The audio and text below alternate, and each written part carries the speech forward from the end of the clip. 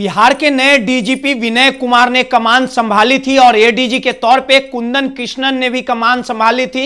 अब पटना के एसएसपी यानी पटना पुलिस के जो कप्तान हैं वो अवकाश कुमार हैं और उसके बाद बिहार समेत राजधानी पटना में अपराध पर अंकुश लगाने के लिए ये तीन जोड़ियां लगातार तत्परता बरत रही है और इन्होंने सीधे तौर पे अपराधियों को यह आगाह कर दिया है कि अगर अपराधी अपने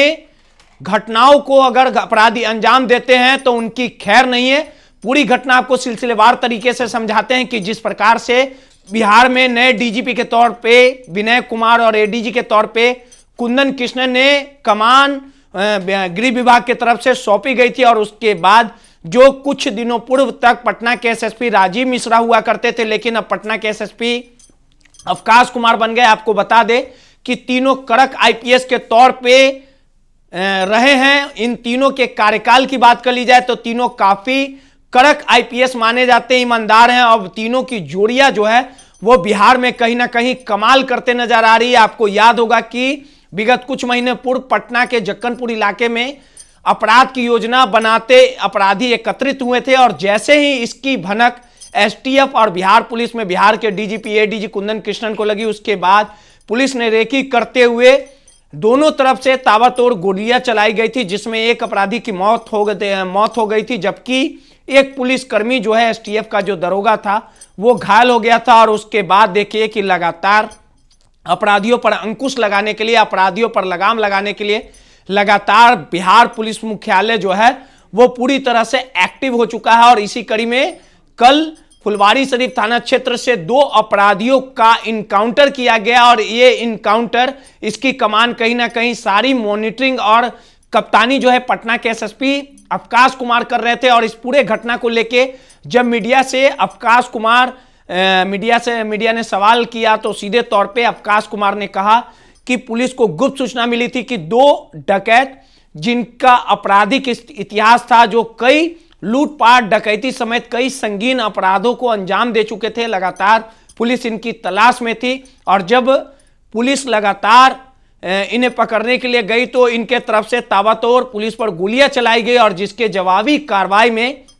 पुलिस के तरफ से गोलियां चलाई गई, जिसमें दो जो डकैत थे वो इनकाउंटर में ढेर हो गए। और इस पूरे मामले में कहीं ना कहीं एक जो दरोगा जो गौरी चक्का था विवेक कुमार, वो घायल हो गया था। और इस पूरे मामले के बाद तमाम जो अवकाश कुमार है उन्होंने कहा कि अगर कोई भी अपराधी हो या कोई व्यक्ति अगर किसी पे गोली चलाता है तो सेल्फ डिफेंस में पुलिस को भी गोली चलाने कहा कि पूरी मामले को लेके क्या कुछ अवकाश कुमार ने मीडिया से कहा है, जरा आप सुनिए। मीटिंग नहीं थी आज पुलिस मुख्यालय के स्तर से एक वीडियो कॉन्फ्रेंसिंग थी, सभी जिला के पुलिस अधीक्षक उसमें जुड़े हुए थे,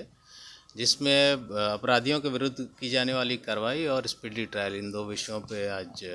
बातें हुई। उस मीटिंग के समाप्त होने के पश्चात हमारे जो नोडल पदाधिकारी हैं यहाँ पर और हमारे एसपीज जो हैं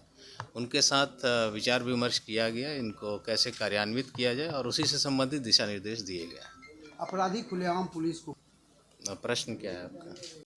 देखिए, कहीं भी रेड में जाते हैं लोग तो उसके लिए एक प्रॉपर तैयारी करके जानी होती है और उस चीज़ को लेकर हम लोग और आगे ट्रेनिंग भी देंगे लोगों को। लेकिन ये है कि अगर कोई आप पर गोली चलाता है तो पुलिस को ये अधिकार है, इनफैक्ट किसी भी व्यक्ति को यह अधिकार है कि सेल्फ डिफेंस में वो गोली चला सकता है। और पुलिस को हथियार इसलिए दिया जाता है कि अपराधियों को उससे काउंटर किया जा सके। तो अगर पुलिस पर हमारे ऊपर गोली चलेगी तो उसका जवाब भी हम लोग जो भी विधि सम्मत तरीका है उससे देंगे। तो आपने सुना कि कहीं ना कहीं संगीन मामला था और उसके बाद अपराधियों की लिस्ट कहीं ना कहीं तैयार हो चुकी है। राजधानी पटना में अपराध पर अंकुश लगाने के लिए लगातार अवकाश कुमार पूरी तरह से तत्पर हैं। इसके पहले अगर अवकाश कुमार के कार्यकाल या जहां